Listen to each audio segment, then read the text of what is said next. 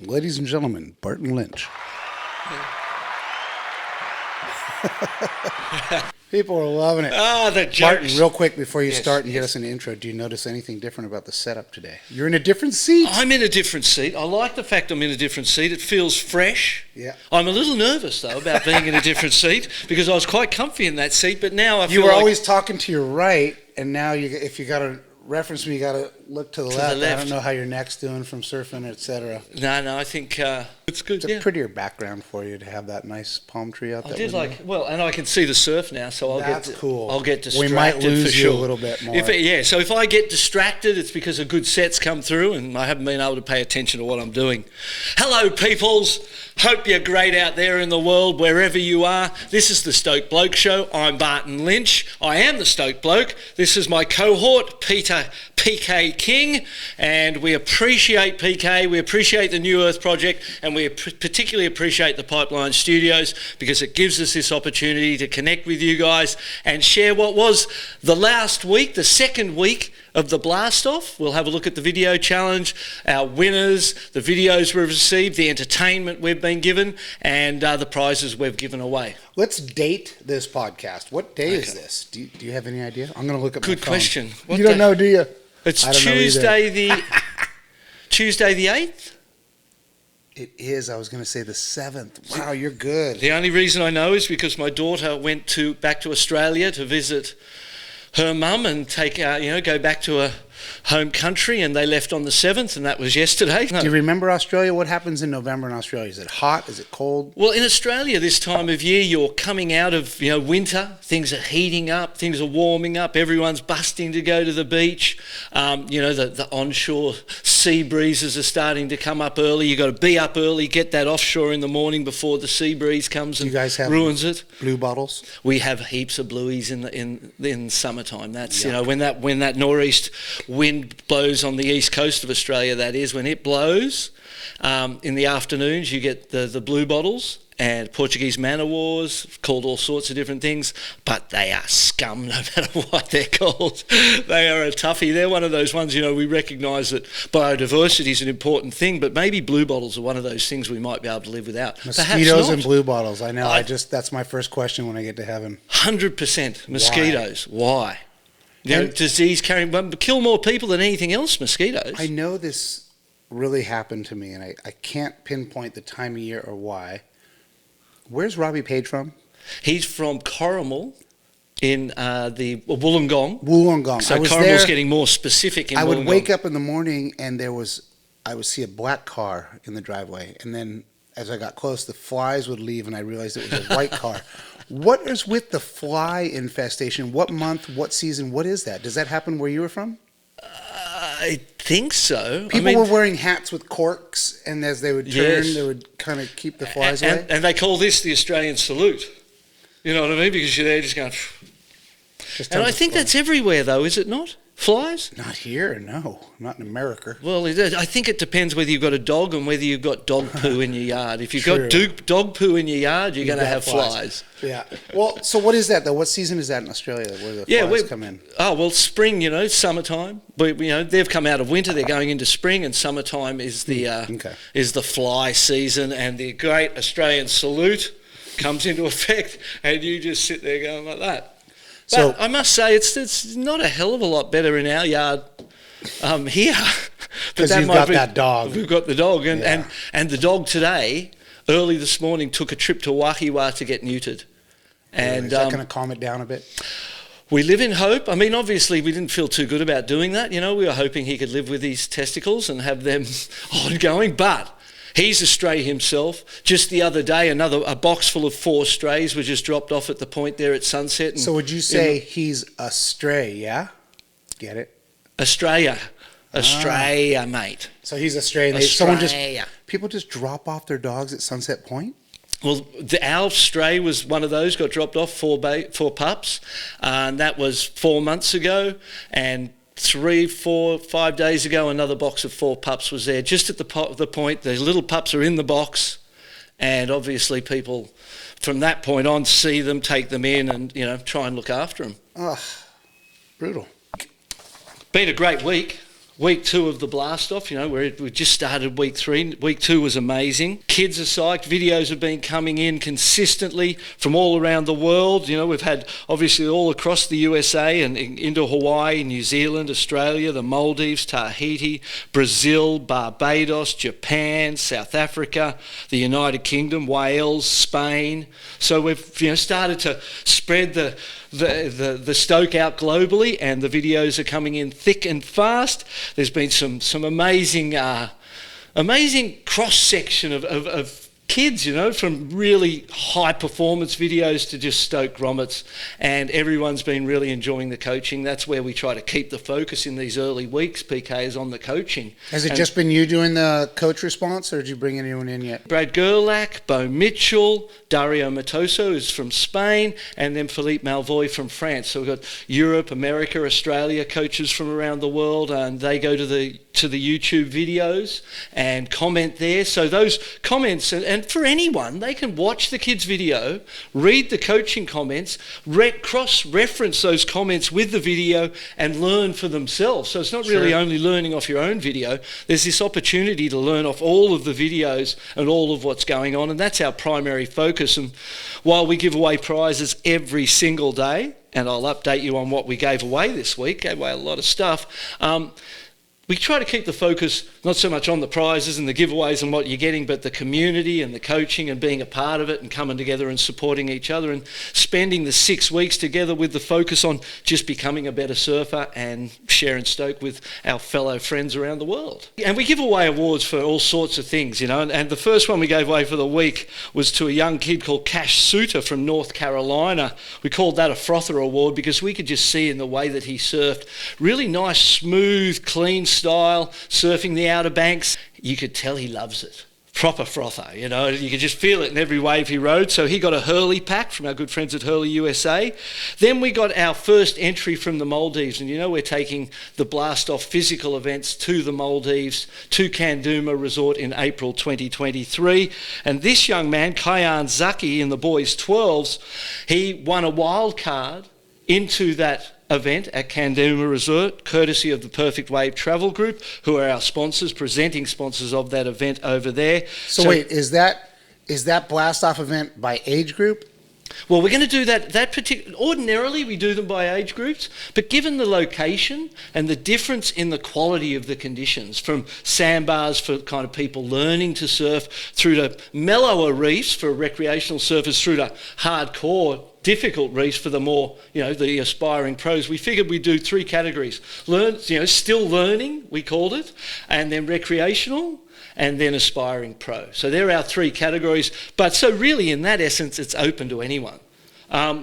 Limited spots, though. Only 48 spots in that event. And that area has all those kind of waves? All those kind of waves. And really all those kind of waves pretty much off the resort. Wow, that's cool that it's not all just like slab reef break. Yeah, it's user friendly, and then the resort itself, if you've got a family member that doesn't surf or a parent that doesn't surf, they're going to go to that place and have a great time too. The food's incredible, the entertainment's incredible, there's cultural events, and at Blast Off, we always sort of engage the culture of the community that we go to, and we'll be doing that in the Maldives. And KYAN ZAKI, as our Maldivian keenest grom, he gets that wild card into the event, the accommodation package and all of the stuff at Kanduma Resort. And so that's a great reward for his consistent love of surfing and love of the blast off. And I got a little message from KYAN here, and I'm going to read it. We've got some messages from the public, but this is a good one. He's given me his YouTube link to his video, and he said, by the way, I wanted to let you know that 2 days ago I won the Under-14 National Surfing Championship, and I came runner-up in the Under-16s. It was a dream come true. You have been a huge inspiration ever since I started surfing 2 years ago. Because I've kept in touch with KYAN. He was in the blast off. We've met each other. We've surfed together, and I've kind of been a mentor to him over these last few years because I know he loves it. And I can see that, that froth in him and the potential to take this somewhere for him. So he's a great young kid. He said, thank you for all the feedback from the past blast-offs, which really helped me improve my surfing. Thank you also for every word of encouragement and support throughout. So, great kid. stoked to be able to do this work, PK. You know, with the event, I feel like it's important work that we do, bringing people together. Then we had a Stoke Award that went to Summer Marie Moore in the girls 10 from South Wales, surfing at the wave pool there, ripping, and she got a Hurley Europe pack.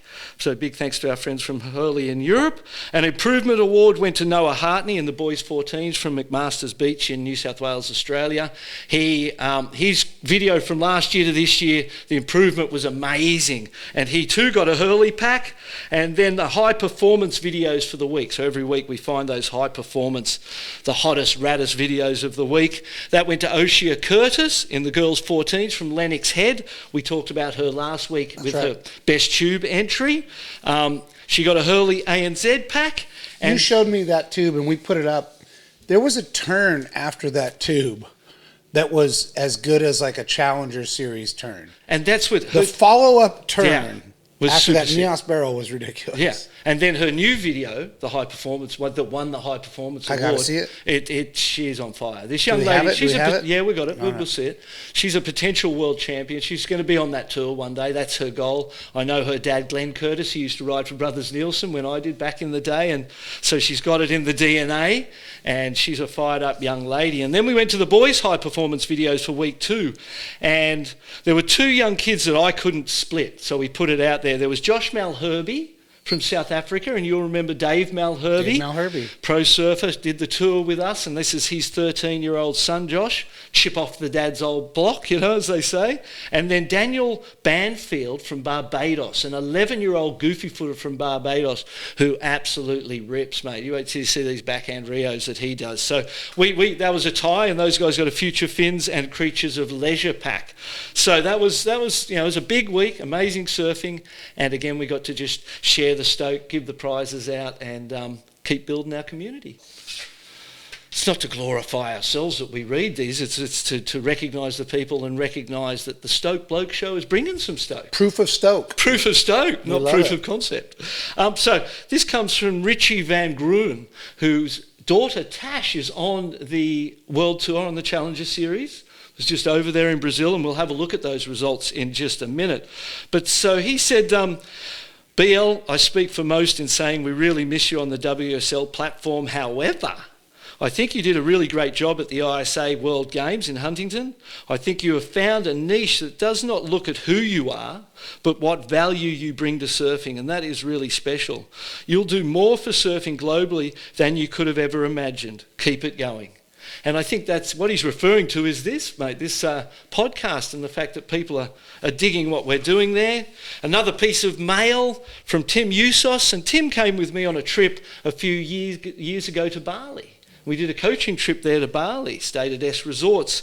And he said, you know, I thought I'd let you know I've just been going through a bit of funk in my surfing lately. The big crowds are challenging, not catching enough waves has been getting me down, and we know that's been, you know, almost since the COVID thing, there's just been bigger crowds in the water, more people surfing, more people taking to surfing, which is a good thing, but at the same time, the crowds need to be respectful, there needs to be education. I really want to do an etiquette-based podcast, get the whiteboard out, do some examples, because there seems to be people in the modern day, particularly on longboards, who just paddle to people's inside, and they believe that because they're on the inside, regardless of how little or not they've been waiting, they believe it's their wave.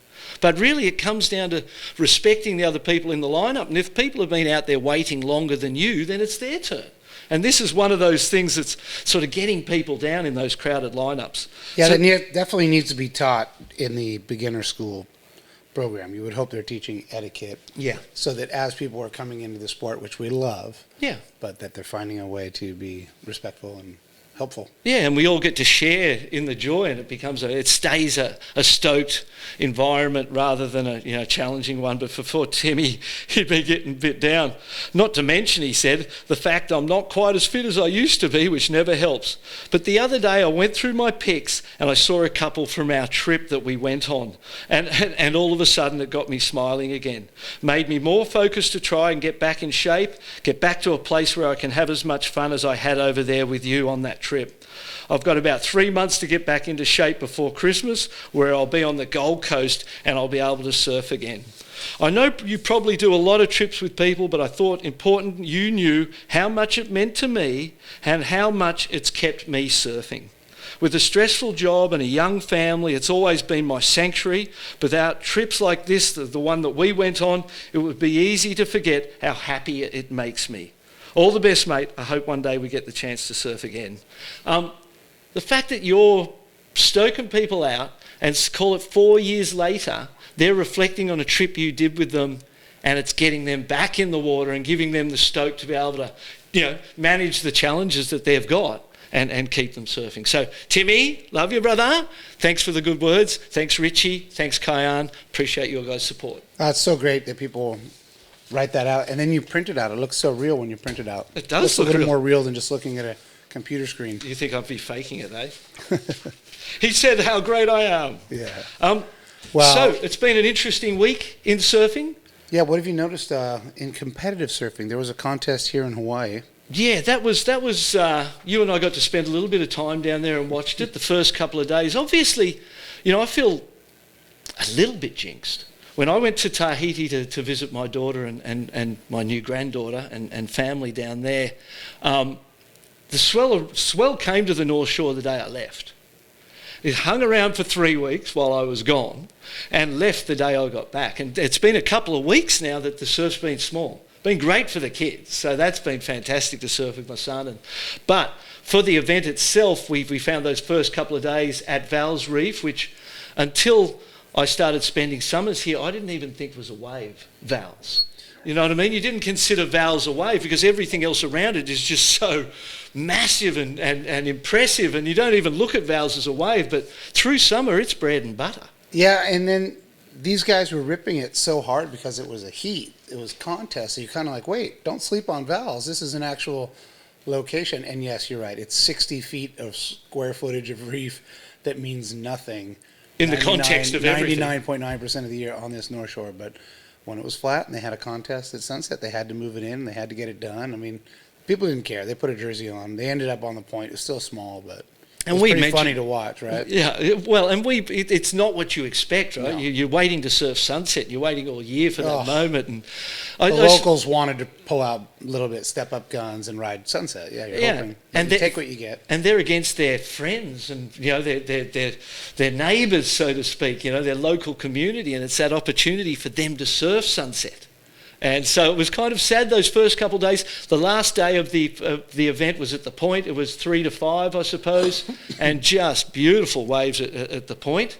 And the performances of that event in particular, I thought were outstanding.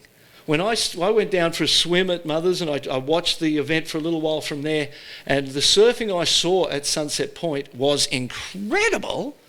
The men's was taken out by Baron Mamiya, and I reflect on our day sitting there together at Val's Reef, and Baron went out for his heat and he rode his first wave, and you looked at me and you said, that's what happens when a CT surfer goes out in these conditions, because he was sort of so obviously on this level that really you had to look at and go, whoa. That's another level of surfing. And so no surprise really to see him win, to go back-to-back at sunset? Yeah, I mean, he wrote a post that was interesting. It said his first QS win at sunset, and last year was his first WSL, WCT win.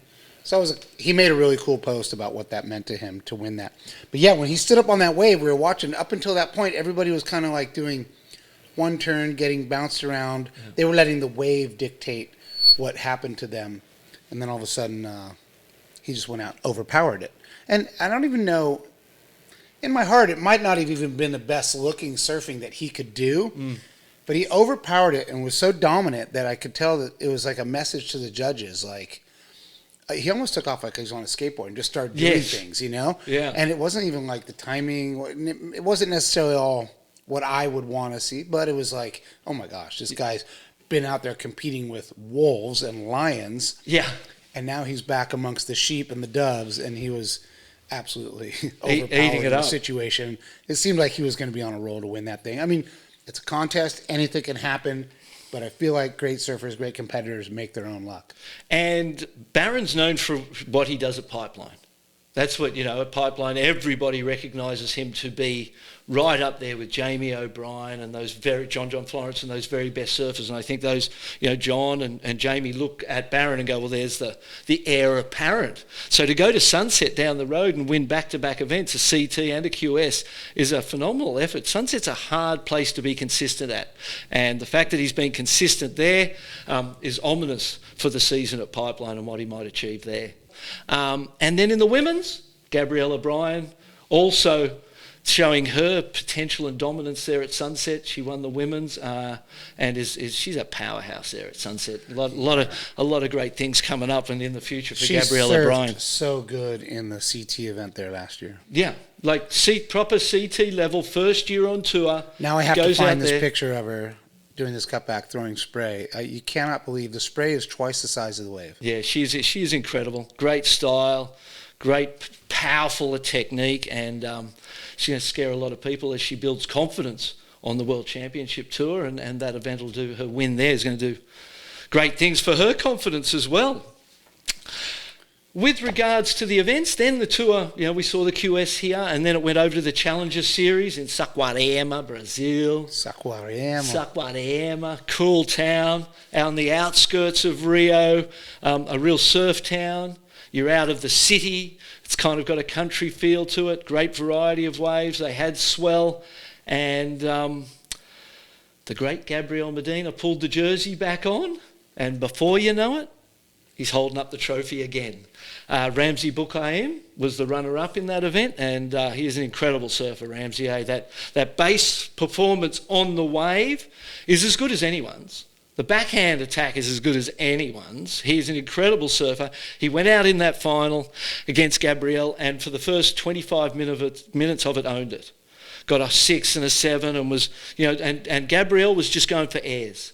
Just taking off on everything and just flying and crashing and burning. Just airs or nothing. Yeah, and knowing that was... And you could see strategically, he recognised that on the wave face, Ramsey is an amazing surfer. He won't go to the air.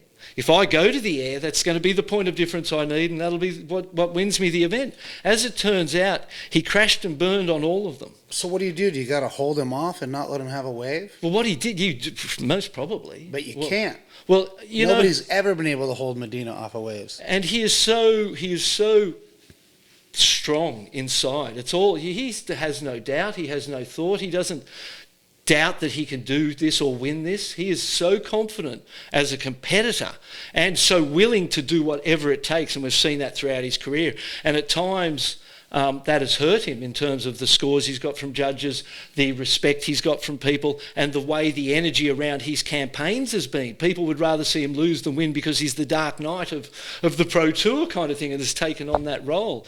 But in that event, with that 7 minutes to go and time ticking down, he just went, okay, I'm just going to bank a couple. And he just rode 2 waves in a normal fashion. He spent what would it be, 7/8 of the final just going for it. Crazy man, just waiting to land 2 of those and knew it was a done deal. At that point, he went, okay, the risk is up. I can't keep risking this. I just need to bank a couple. Just scored incrementally higher than Ramsey's, just on both of those 2 waves, and won the event with a strategic change of approach at the right time, and just proved what an incredible competitor he is. Well, he's just better than the other kids, isn't he? He's the best, and it made me... And then I saw John Florence's clip that he put out doing some heats with Luke Swanson, I think, back in Hawaii, and it said straight back, back home and straight back to work on a small board in small waves, and he was flaring. Just surfing so good. I was like, wow, look at that board under his feet. It looked incredible. And it made me think that a world tour, without John Florence and without Gabriel Medina is just a different thing. It doesn't feel authentic. It doesn't feel like the best guys are there. So I just hope those guys are, they're both there fit and strong at Pipeline. They stay fit and strong all year, and we get to see this coming year of the World Championship Tour with the best surfers in the world, and they don't go, they don't get injured, first and foremost. Or go on sailing trips. Or I go on sailing trips and have better things to do than contests, because that sailing trip looked amazing. I would have dropped everything and jumped on that boat to go with those guys for sure. I get it. The contest lifestyle is not the greatest thing ever, but we sure like it. We sure like watching these guys have to perform under pressure, right? Yeah, and the fans love it. And they're two of the most respected and adored surfers in the world. You ask anyone who the best surfers in the world are, you've got Felipe Toledo and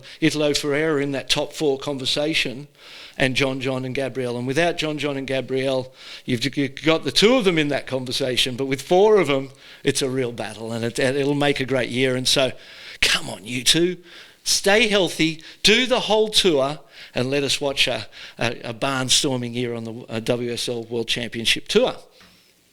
And in the women's, at Saquarema, it was Alyssa Spencer taking the win, beating Tessa Thyssen from France, or the Caribbean French colony. Great result for Tessa to make the final. That was kind of a surprise. Alyssa Spencer, fantastic result for her. Got her just outside. She's in 6th place at the moment. WSL, it was top 8 last year for the women. That got dropped to top 5 this year. So off the World Challenger Series for the women, only 5 ladies make the tour. Why is that? More wildcard room? And I suppose... Or do they leave more on the CT? Yeah, I have no idea, mate. I feel like it's... A lot of the time it's to save money, to have less people. And you can spread the prize money out in a better way across less people. The equal prize money that now is dropped in amount. And so as you drop the number of people, then that prize money kind of spreads out better, That's a fun one to talk about. We'll do that another day. Equal prize money, but less. Competitors, less people sharing that prize money. No, it used to be $100,000 for first. Now yes. 70 now, is it? 60? 70? Back to 60 or something, what it was. I think, I 80. should know more about it, but I don't. Well, we would know more about it if there was a little more and I got clarity from the WSL. They don't really talk about what they're doing because they don't want to be criticized and they don't want anyone to know. But we don't really have any insight into the machinations of the WSL. Yeah, and we don't hear about the prize money. No. It was something that used to be talked about. We just know that it's equal. Yeah, and that's right. We don't know how much focus. it is. Yeah, it was $100,000. I knew. I remember the $100K for first. And so thinking, they want, wow, that's incredible. They want equality of outcome, not equality of opportunity. Because what they've done with this cut is really cut out the bottom half of the world from ever getting sponsorship again. Now you're only going to get on tour for maybe 5 events before you get booted. Nobody's going to invest the farm into you. And especially the same on the women's Challenger Series. To think that only 5 ladies get a chance to qualify for the tours, it's tight. And that win down there in Brazil put Alyssa Spencer into 6th. The top 5 at this point in time, and Macy Callahan, Molly Picklum, Caitlin Simmers, and Betty Lou Sakura Johnson have secured their positions. Oh, Betty Lou qualified. That's the word in the street. Those top 4 have qualified. That's cool. Teresa Bonvalet, she got 3rd down there. She needed to make the final to qualify, but she's in 5th at the moment. She only needs that one more result to qualify. And they just got one more event left at Haleiwa. Yeah, Haleiwa's the final event of the Challenger Series. We'll see them come here, and we'll watch what goes down. It's going, that is exciting. I mean, it's people's careers, and there's a lot on the line there. On the men's Challenger Series at the moment, number 1 is Leonardo Fioravanti, Rio Waida, who's 2nd, Ryan Callanan from Australia 3rd, Ramsey Bukaim with his 2nd place there in the Challenger Series is in 4th, Ian Gentile in 5th, which is a good one. We all love that. I love it when I watch a surfer with no stickers on their board do well and succeed. And Ian is so good, and Ian is so good at Haleiwa. He's amazing at Haleiwa. I say the odds are strong that he'll make the tour. Yeah, and he's right there in 5th place, so strong. Liam O'Brien in 6th. Great to see him after the injury and not getting a chance to take advantage of his qualification last year to be in a position where he could qualify this year. Because they weren't going to give him the wild card. No, that's right. So Liam O'Brien in 6th. Maxime Husseneau, former world junior champion, is in that equal 6th. And then in 8th, Joel Chianca. I think Joao was probably the one that hurt the most when he got that cut. People were really feeling that after the performances he put in. Yeah. But, getting cut after 5 events, you're a, rookie. You're basically coming up against impossible odds to make that tour. So pretty impressive, the ones that did fly through, but it's not easy. 5 events, come on, just stop. And that's what I think with Joel Chianca, because he got all the top guys and put on amazing heats, super high scoring heats, challenged the best. Almost beat John out here in 10-foot pipe. He matched him on gnarliness out there. Yeah. So he's and the good thing when you look at this top 10, Zeke Lau in 9th and Dylan Moffat, a young kid from Narrabeen in Australia, in 10th spot. That's amazing, and coached by one of our blast-off coaches, Bo Mitchell, Dylan. So it's a great top 10. There's some good stories in there, and great to see Liam, Joel, and some of those people that suffered the cut mid-year back and going to be re-qualifying and give themselves another chance. Well, maybe. Maybe. They've got to do good at Haleiwa. That's right. There's going to be some leapfrogging going on there. Yes, indeed, mate. And now, on to a sadder note, I suppose. One of the biggest things in the surfing world and on the North Shore, particularly on the weekend, was Kalani David's paddle out. I know you were great friends with Kalani and you were supporting him, and you had you felt like there was so much more he could do with his life, and you were there for him. And hundreds and hundreds, thousands of people turned out to celebrate his life on the weekend here at Pipeline. Yeah, it was incredible. He had some paddle outs in Costa Rica, California, Florida. There was skate jams in his honor.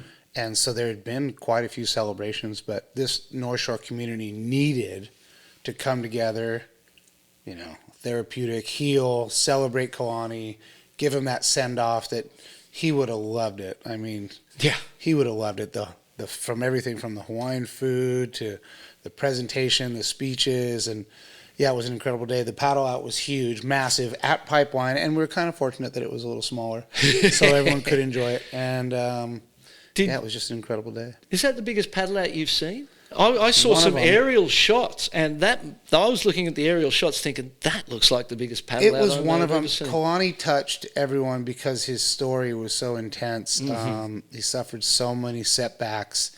He was meant to be a super-duper star, and he achieved that success early. Yeah. But then having it kind of taken away, and he was battling back, and people were following it, especially with social media. People could keep up with every step of the way, and it was just, one step forward, 2 steps back. But if it had this momentum, always like he was going to do something great. He had gone to Costa Rica where he was born. He grew up on the North Shore from young age, like 3 or 4 or 5 years old.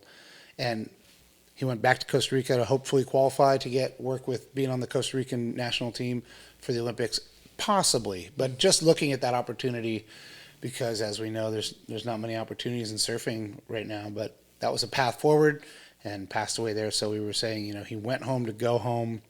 There was something about it that just felt like it was written in the stars. I don't know. But very sad day, but also a great day. You know how funerals are and these celebrations. What can you do? And celebrate. It's one of those things that I often thought. I suppose losing my dad when I was younger, and when my Mitch Thorson, who we competed with on the tour, when we were kids, he came over from Western Australia, stayed at my house.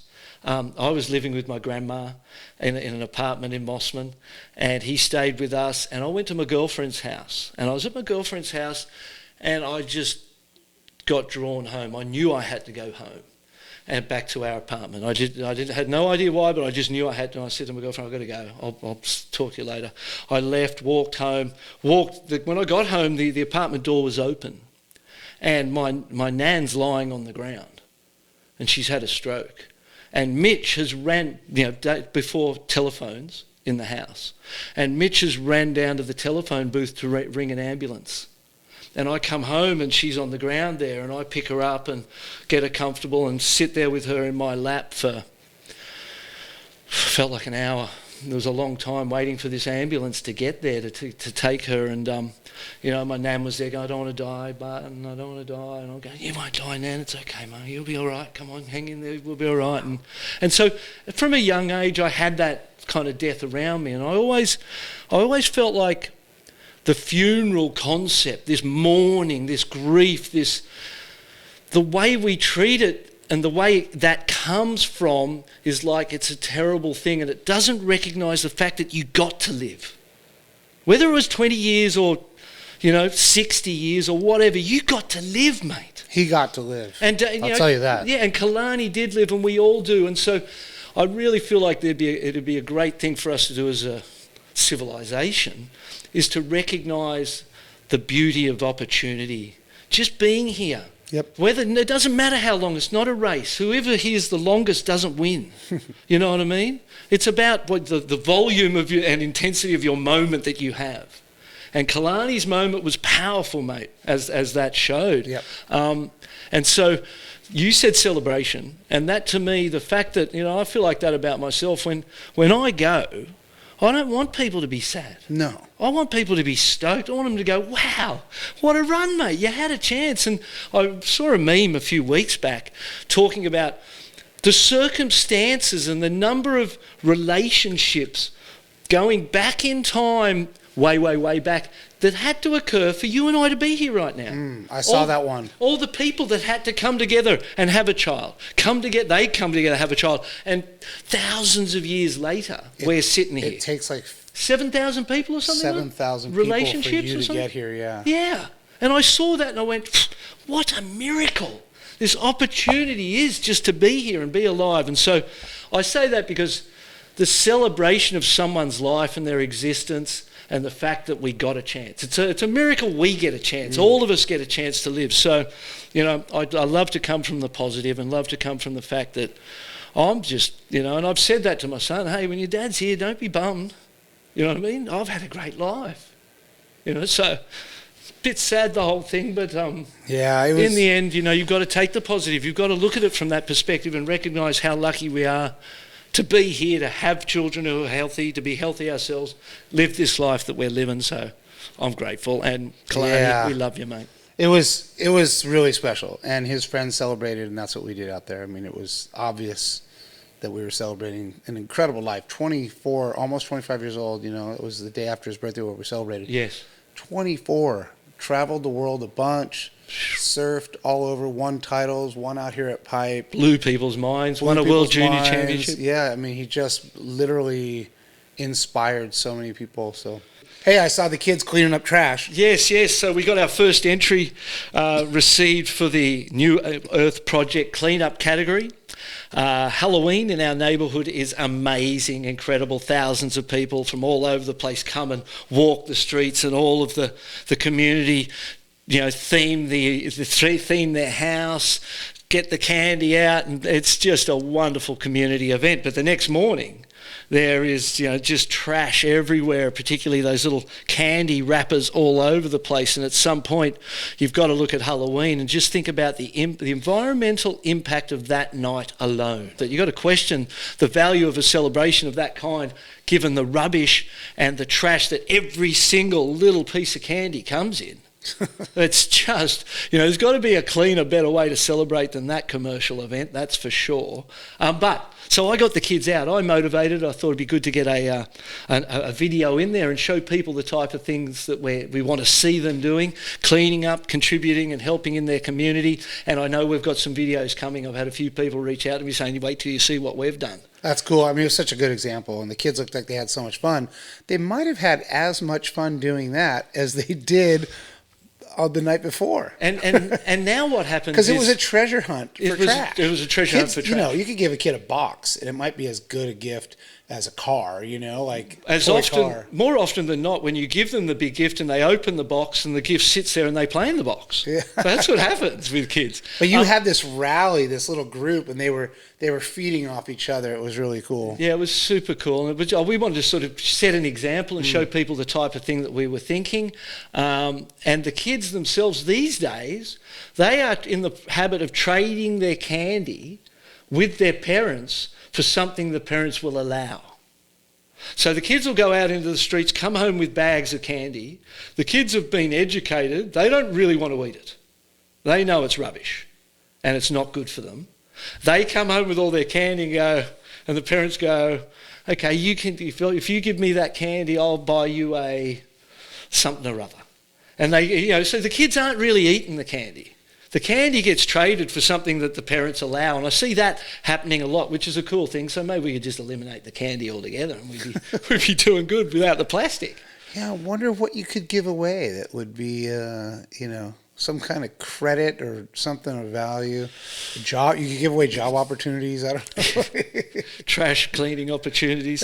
No, I think it's it's a great holiday. It's a great celebration. But that candy thing and the trashers really need some. At a point we need to prioritise. That's to me, that feels like a really indulgent kind of holiday where you're just throwing trash everywhere. It's all over the streets. People are ripping open the candy thing. You tear the corner off, and that little corner gets dropped 9 out of 10 times. The amount of them little corners I picked up was crazy. Gosh, imagine those little lollipop balls or like little sucker balls, and everyone is individually wrapped in just a little thin plastic that's just going right on the ground. The plastic pollution in the world is too much at this point, so hopefully there's some solutions coming. There's some solutions coming, and we know, our sponsors, a New Earth Project, are working in that space, and their goal is to create a sustainable environment where the supply chain's not the problem. And so, what a great sponsor to have. You could be sponsored by alcohol.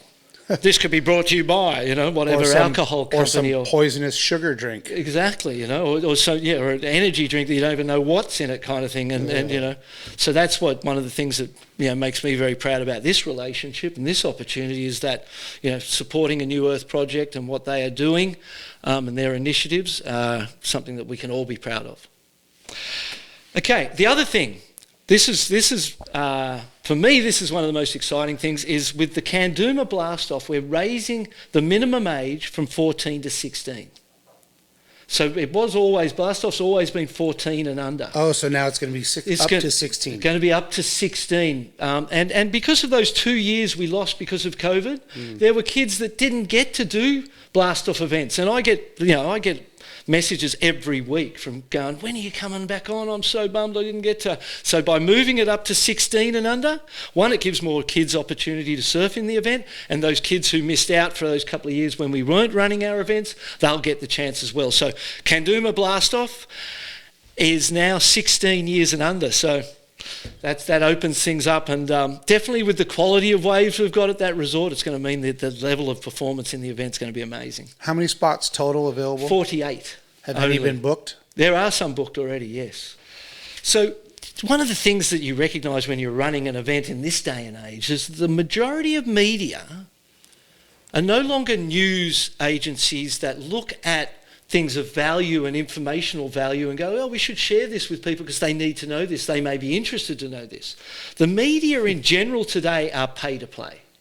And a lot of the big surfing websites, they don't promote anything unless you pay them. So we've been trying to get Blast-Off promoted so more kids know about it, and it's not like anyone's getting rich off this. This is a labour of love, and we're doing it for the kids and to build community and bring Stoke to the world, I suppose. And it's hard to get support. So I want to send out a quick shout out to the American Surf Magazine, a new media outlet that is going to go to print as well and try and keep that alive, and then the Inertia as well for supporting us and letting people know that we exist. So thanks to those two guys, and we appreciate the support. It's hard to get in the current money-owned media world.